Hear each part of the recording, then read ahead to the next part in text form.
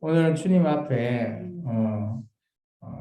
교회가 어떻게 공동체를 이루고 살아가야 되는지 그런 내용들을 좀 구체적으로 얘기하고 있는 또 다른 고린도 교회의 문제의 한 직면에 이루고 있는 그런 문제를 다루고 있습니다. 그것이 바로 어떤 문제인가 하면 엄행이라고 하는 문제입니다. 어떻게 보면 이 당시 고린도 교회의 배경을 조금 배경적인 지식을 우리가 좀 알고 있었어야 돼요.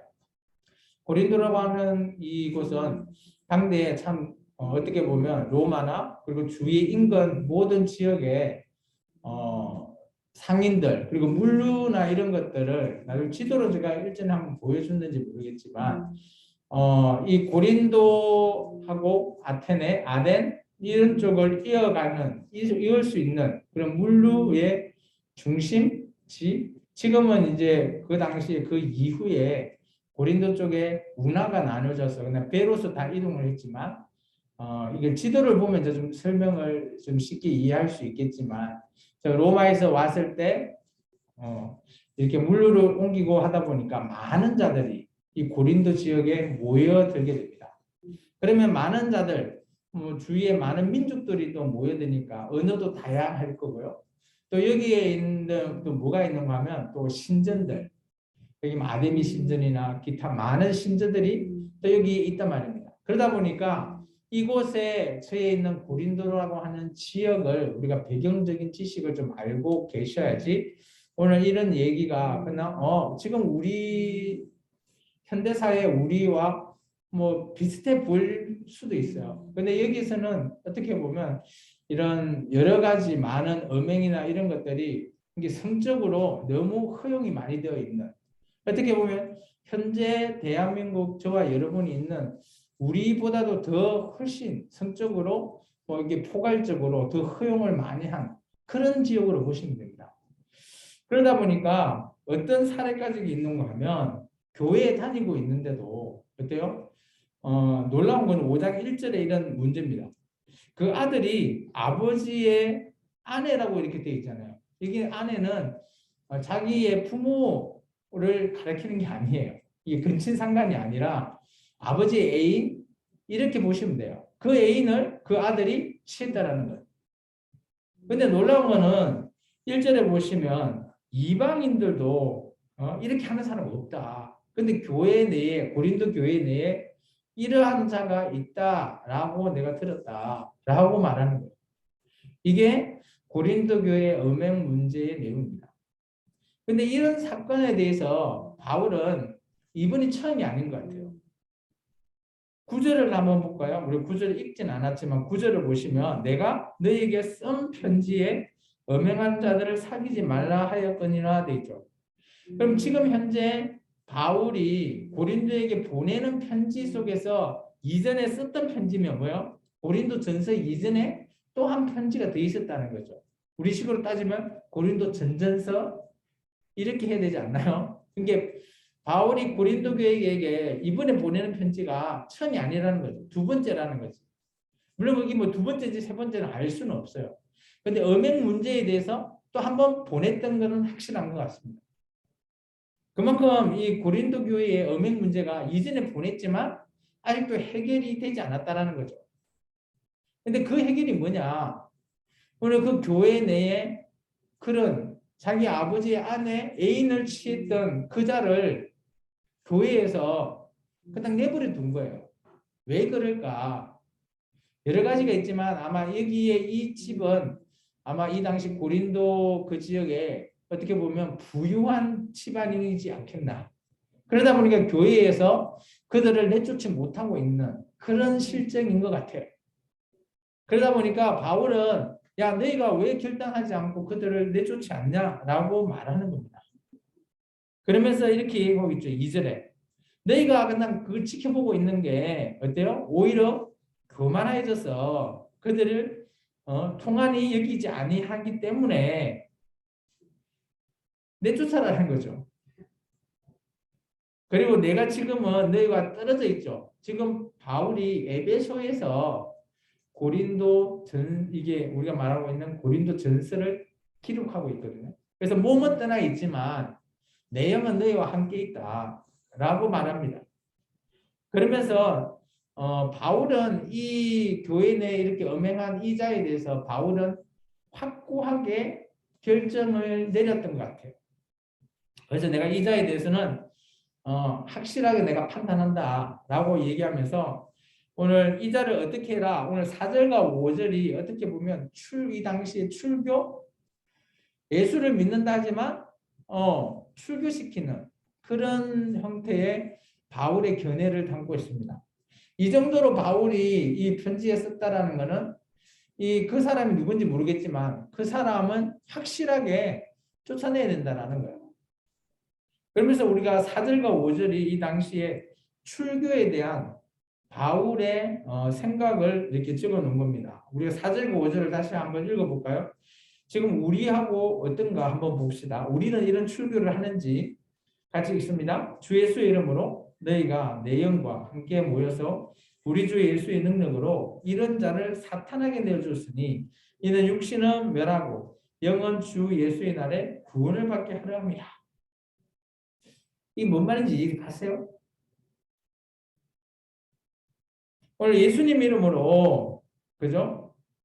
오늘 이 자를 누구한테 내준다고요? 사탄한테 내준대요. 그러면 어때요? 이제 사탄이 이 사람을 마음껏 하도록 내어준다라는 거죠. 그러다 보니까 그 다음에 그 뒤에 말이 좀 의미심장합니다. 그 사람의 육신은 멸할지언정 영은 예수의 날, 예수님이 심판하실 때, 그럴 때 최후의 심판일 때 그 사람을 구원하게 한대요. 이게 조금 어떻게 보면 어조상 맞나요? 육은 사탄에게 내줘서 멸망당했는데 어떻게 영이 예수님 앞에 구원받을 수 있을까? 안 맞는 것 같죠? 이 어조상으로 보실 때는 왜 안 맞지 않지? 라고 우리가 생각되어집니다. 근데 여기에 바울은 자세하게 기록하고 있지는 않지만 또 다른 의미를 하나 더 부여한 것 같아요. 그게 뭔가 하면 여기서 말하는 심판은 교회가 지금 출교를 시켜서 내쫓는 거잖아요. 그러면 교회의 심판이라는 거죠. 교회의 일시적인 이 심판을 통해서 어때요? 내쫓긴 사람이 어떻게 해야 될까요? 그냥 세상으로 나가 살면 그냥 사탄한테 내버려 주는 거니까. 근데 놀라운 거는 잘 보세요. 사탄은 누구를 어떤 자들에게 열심일까요? 열심히 일할까요? 그러죠. 그러면 세상 밖에 있으면 사탄은 그들도 볼까요? 안 그들 볼까요? 세상에 사는 사람은 그들도 보도 안 해요. 왜냐? 다 지끄니까. 근데 예수 믿는 자에게는 야, 어떻게 하면 이 예수 못 믿게 할까? 집중하잖아요. 그러니까 이 사람을 교회에서 내쫓으면 이제 사탄에게 내주는 거니까 사탄 입장에서는 아무 의미가 없는 거죠. 그래. 이제 저 사람 한 명은 그냥 내 것 이렇게 돼버리는 거잖아요. 그게 이제 교회의 출교 의식인데 왜 이런 형태를 통해서 나중에 심판일 때는 그 사람이 구원을 받을 수 있대. 영이. 안 맞잖아요. 근데 이 견해를 이렇게 해석합니다. 저도 이 견해에 조금 맞다고 보는데 교회는 일시적으로 이렇게 심판을 해요. 출교 의식으로. 그러면 그 사람이 세상으로 나가서 어때요? 다시 한 번 더 돌아올 수 있는 회개. 그리고 그 사람을 유기하는 것이 아니라 다시 그 사람이 어때요? 자기 잘못을 고백하고 회개해서 언젠가는 돌아오기 위해서 예수님을 찾게 하게 하는 그런 의미를 담고 있다는 거죠. 물론 이 사람이 했던 이 죄악은 어마어마하게 큰 거죠. 그럴 수 있어요. 근데 교회는 일시적이지만 예수님은 영원하다라는 거죠. 예수님 때에 그래도 그 사람이 어떻게 해요? 다시 한 번 더 예수님 앞에 구원받을 수 있는 기회를 제공하겠다라는 거죠. 이게 일방적으로 봤을 때는 이 사람이 어떻게 구원을 받지? 라고 생각할 수 있다라는 거예요. 그게 그렇게 따지면 이게 맞지 않거든요. 그래서 이 부분에 대해서는 저도 그쪽 해석이 좀 더 괜찮다라고 생각되십니다.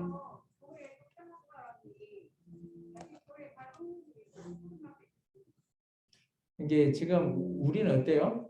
이 교회에서 쫓겨난다고 쫓아내면 저 교회 가잖아요. 지금 우리는 그러죠. 근데 이 당시에는 그럴 수는 없는 거죠.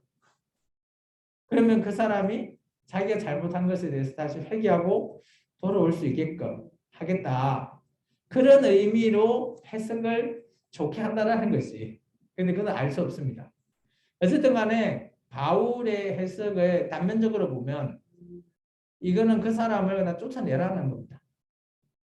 사탄에 이제 사탄에게 주는 거니까. 그렇게 보통 이제 우리가 문자적으로 보면 그런 거와 마찬가지죠. 근데 이제 뒤에 붙어 있는 이 해석 때문에 조금 이 해석이 힘들죠. 예수의 날에 구원을 받게 한다. 그 영만. 그래서 우리가 구원을 영으로만 받냐. 그래서 영지주의가 또 생기잖아요. 이런 오해되는 해석. 그래서 이제 우리는 어때요? 예수님 앞에 구원을 우리의 육과 영이 합해진 걸로 부활해서 받잖아요. 그런 걸로 우리가 해석해 보면 이 해석에 대해서 좀 맞지 않다라는 부분도 있습니다. 어쨌든 간에 이 부분은 조금 해석에 좀 난해하다라는 것으로 놓을 수밖에 없는 것 같아요. 근데 저는 이제 아까 두 번째 그 해석이 보니까 참 괜찮다 싶어서 제가 그 해석을 조금 여러분에게 소개시켜 준 겁니다. 어쨌든 간에 바울은 이렇게 얘기하죠. 이 문제에 대해서 시사를 했고, 그리고 나서 바울은 성경적인 부분을 도용을 합니다. 그 부분이 뭔가 하면 이제 6월절이나 이런 때 그들이 어때요? 빵을 만들 때, 그죠? 그런 누룩 있잖아요, 누룩. 이게 우리는 빵을 잘 만드는 그런 주식이 빵을 만드는 게 아니니까 이런 누룩이나 이런 것들에 대해서 저도 잘 모르겠는데 어쨌든 간에 여기서 보면 그죠? 이게 묵은 누룩 같은 거 이렇게 나오잖아요. 7절에 묵은 누룩 그리고 그런 걸로 이게 만드는 것 그런 것들은 그냥 새로운 것을 만들기 위해서는 그런 누룩이 필요치 않다. 이제 그런 의미로 이제 성경적인 부분을 조금 인용하는 것 같아요, 바울이. 저는 이제 빵을 갖다가 물론 뭐 이게 누룩이 요즘 같으면 뭐 효소 이런 것 같은데 효모 같은데 이제 뭐 정확하게 그런 구조나 원리는 잘 모르겠는데 어쨌든 간에 묵혀놓던 그런 효모로 빵을 만들면 뭐 버려야 되는 것 같아요. 보면 이거로 읽어보면 그래서 오늘 7절에 보면 너희는 누룩 없는 자인데 새 덩어리가 되기 위하여 묵은 누룩을 내버려라. 그래서 우리의 유월절 양 곧 그리스도께서 희생되셨다라는 표현을 씁니다.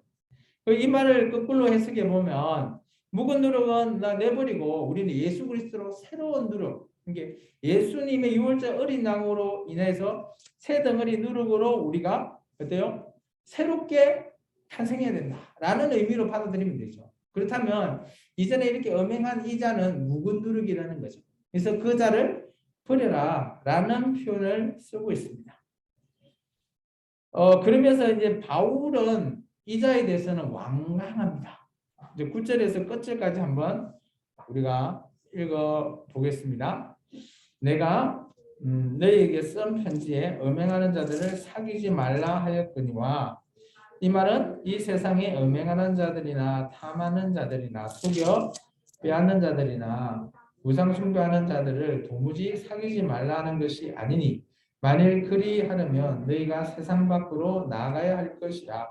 이제 내가 너희에게 쓴 것은 만일 어떤 형제라 일컫는 자가 음행하거나 탐욕을 부리거나 우상 숭배를 하거나 모욕하거나 술 취하거나 속여 빼앗거든 사귀지도 말고 그런 자와는 함께 먹지도 말라 합니다. 밖에 있는 사람들을 판단하는 것이야 내가 무슨 상관이 있으리요. 많은 교회 안에서 있는 사람들이야 너희가 판단하지 아니하랴. 밖에 서 있는 사람들은 하나님이 심판하시려니와 이 악한 사람은 너희 중에서 내쫓아. 바울은 좀 완강한 것 같죠? 그러면서 이제 조금 예를 든 게 이런 거예요. 여기 보면 이제 음행, 탐욕, 우상숭배, 뭐 모욕, 술 취하거나 속여 빼앗거나 이런 자들 사귀지도 말고 함께 먹지도 말라. 뭐 그런 것을 하는 거죠. 이것은 교회 내에서 이런 행동을 하는 것은 좋지 못하다라는 게 바울의 생각인 것 같아요. 그러면서 이런 자들 때문에 이게 뭐 이런 예를 들었죠. 우리 10절에 보면 이 세상에 음행하는 자들 그런 자들을 말하는 게 아니라는 거죠. 이게 세상에는 이런 자들이 있는 거죠. 많이 있는데 다만 교회 내에서도 이런 자들이 있더라. 근데 교회는 이렇게 되면 안 된다라는 걸 말하는 거죠.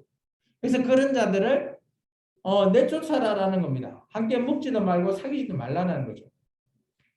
그러면서 세상 밖에 있는 자들은 예수님이 다 심판하겠지. 다만 우리는 교회 내에 있는 그런 자가 있다면 우리와 함께하면 안 된다라는 겁니다. 이 너무 완강하죠. 바울은 이런 음행에 대해서는 일초의 타협도 없는 것 같습니다. 그래서 이제 이 부분들을 우리가 보면 갈라디아서 보시면 그죠?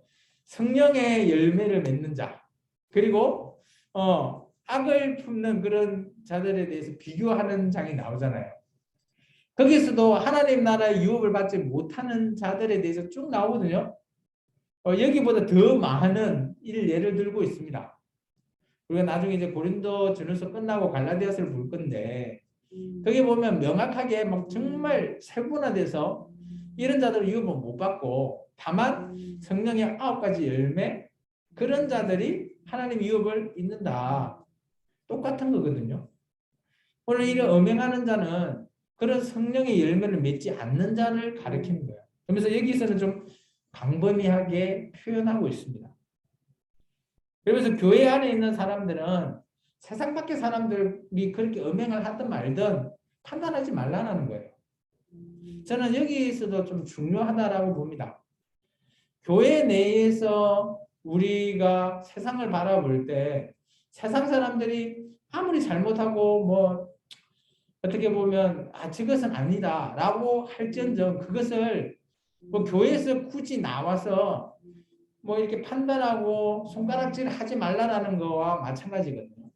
이게 오늘날 보면 물론 오늘날은 바뀌었죠. 세상 사람들이 교회를 안에서 손가락질하고 뭐 이래 하여튼 방역 때문에 뭐 이게 확진자가 늘기만 하면 교회에 막 이렇게 타겟이 되고 물론 뭐 여기서 말한 거와 정반대긴 하죠. 세상 사람들이 교회를 이렇게 손가락질 하는 거지만 어쨌든 반대로 교회 내에서도 세상 사람들을 그런 자들이 있다 할지언정 그런 집단이 있다 할지언정 판단하지 말라는 거예요. 왜냐하면 저는 이게 참 중요하다고 봅니다. 13절에 보시면 밖에 있는 사람들은 하나님이 심판한대요. 그러면 우리가 그런 사람들 아무리 손가락질 한다고 심판해봤자 그건 헛된 일이라는 겁니다. 그거는 지금 우리가 살아가는 우리에게도 이 말은 저는 적용해도 괜찮겠다 싶습니다. 그래서 물론 뭐 세상에 많은 자들이 대해서 우리가 뭐 알고는 있어야 되겠지만 우리가 하나님 심판을 해야 되는 것을 우리가 심판하는 것 아니라는 거죠. 그러나 하반절에 있죠. 이 음행한 것이 교회 내에 있다면 그런 자들은 마땅히 심판해야 되는 거예요. 판단을 해라는 거죠. 이제 교회가 심판한다는 거는 그 사람을 뭐 어떻게 해라는 게 아니라 그냥 교회에서 내쫓아라는 겁니다. 왜냐하면 그런 자 아까 누룩에 대해서 얘기했잖아요. 묵은 누룩 같은 게 누룩이 저는 정확하게 알 수 없지만 예수님의 그런 비유나 이런 걸 봤을 때 이게 묵은 누룩이 있으면 새 것을 아예 못 쓰게끔 만들어 버리니까 교회 내에서도 이런 음행하는 자 한두 명이 교회 전체를 이렇게 버릴 수 있다라는 겁니다. 그래서 아마 바울은 더 완강하지 않나. 그래서 교회 내에서는 그런 누룩과 같은 묵은 누룩과 같은 존재들은 교회에서 내쳐야 된다. 근데 오늘날 우리 한국 교회 내칠 수 있습니까? 그것도 그 사람이 교회에 재정적으로 큰 보탬이 되고 하면 어떨까요? 그런 말이 있잖아요. 한국 교회 대형 교회나 이런 데 보면 막 저 잘 나가는 국회의원이나 이런 사람들 한 번씩 예배 드리고 막 하잖아요. 정치 이렇게 대선이 이제 내년도 있긴 한데 그럴 때 막 와서 예배도 드리고 막 이렇게 나서서 하죠. 참 그런 모습을 봤을 때 물론 뭐 그게 뭐 그 사람들이 잘못됐다는 건 아닌데 그 사람들이 이렇게 음행이나 이런 잘못된 포인트, 잘못된 관점으로 교회에서 한다면 묵은 누룩이나 마찬가지 아니냐. 그러니까 선거를 향해서 위해서 자기 자신을 위해서 교회를 나오고 뭐 이렇게 한다는 것. 근데 교회가 내쫓나요? 할 수가 없는 거 아닌가요? 그래서 요즘은 한국 교회도 마찬가지로 현대 교회는 교회에서 치리를 하면 어떻게 할까요? 딴 교회 가요. 이 교회에서 치리하고 내쫓으면 어떻게 해요? 그래 다시는 안 와. 잘 있어 하고 다른 교회 간대도요. 참 그런 거 보면 그걸 그렇다고 그걸 우리가 뭐 판단할 수 있는 문제는 아니라 봅니다. 어쨌든 간에 이 바울은 고린도 교회를 향해서 정말 그 교회의 구성원들 물론 한두 명이 정말 미꾸라지처럼 흙탕물을 할지언정 그런 자들을 그냥 버려버리고 나머지를 더 소중히 여기는 바울을 볼 수 있습니다. 그래서 교회 공동체는 물론 다수가 있고 정말 미꾸라지 같은 존재도 있을 수 있겠지만 그런 자들을 향해서 바울은 정말 기준 안에서 해야 될 것, 하지 말아야 될 것에 대해서는 명확한 것 같아요. 당파 문제가 그렇게 우리가 1장에서 4장에 봤지만 그 문제에 미숙한 그런 뭐 육신에 속한 자들을 내쫓아라고 한 말이 있나요? 없잖아요. 잘못됐다라고 하면서 이렇게 내가 자랑해야 될 거 이렇게 풀어주면서 강력하게 말은 하고 있지만 내쫓아라는 말은 없었거든요. 이게 물론 교회에 대해서 어린 자로서 물론 잘못하고 있는 것에 대해서는 어떻게 잘할 수 있게끔 도와주는 게 맞는데 오늘 바울은 정말 교회에서는 있으면 안 될 사람에 대해서는 가감해라는 거죠. 이런 거 보면 교회가 판단을 잘해야 된다. 공동체에 있어서도. 그래서 그 사람이 뭐 부유하고 교회에 재정적으로 많은 보탬이 될지언정 정말 이렇게 묵은 누룩 같은 존재라면 그냥 없애야 되는 그런 결단까지로 가야 된다라는 게 바울의 생각인 것 같습니다. 근데 한국 교회 실정이 좀 그렇죠. 어쨌든 간에 오늘 말씀 한번 정리해 보겠습니다. 바울은 문제가 있으면 해결을 이런 식으로 합니다. 먼저 문제에 대해서 제시를 하죠. 그리고 성경적인 원리를 가지고 옵니다. 그리고 그것을 적용을 하고요. 마지막으로 해결법을 제시합니다. 이게 이제 바울이 어떤 문제에 대한 해결법이라는 겁니다. 우리가 좀 전에 봤듯이 음행 문제가 있으면 그런 문제를 제시해주고 그리고 아까 예수님의 뭐 묵은 누룩 비유 그런 걸로 성경적인 원리로 적용해서 해결법은 어때요? 내쫓아라 라는 형태의 내용으로 보통 문제를 해결하죠. 그래서 이제 교회 출교서는 4절과 5절 우리가 아까 읽어봤죠. 그리고 이제 그런 자들이 음행하는 자를 누룩에 비유를 했습니다. 그래서 교회가 전체가 이게 묵은 누룩으로 말미암아 다 버려버려지면 안 되니까 그런 것 같아요. 그리고 이제 고린도전서 이전에도 이 음행 문제가 좀 심각한 것 같습니다. 2번이나 이렇게 편지를 보낸다라는 것에 대해서는 아마 이 문제가 쉽게 해결되지 않았다라는 것을 볼 수 있습니다. 그런데 이제 이 고린도 전서의 내용들이 이제 이게 편지가 보내지고 난 이후에 고린도 후서에는 이런 내용들이 안 나오는 거 보면 아마 해결이 된 것 같습니다. 마지막으로 교회의 음행 문제에 관련해서는 바울의 생각은 있습니다. 사귀지도 먹지도 말고 그냥 내쫓아라. 참 이거 우리가 이 말을 들으면 참 사이다처럼 시원은 한데 우리 교회의 현실이라면 적용한 현실이라면 우리가 과연 이 바울의 조언대로 우리 생명나무 교회가 할 수 있을까? 참 그러죠. 사이다처럼 이렇게 할 수 있을까에 대해서 한번 생각해 봅니다. 어쨌든 간에 기도하겠습니다. 주님 감사합니다. 오늘 주님 앞에 또 귀한 말씀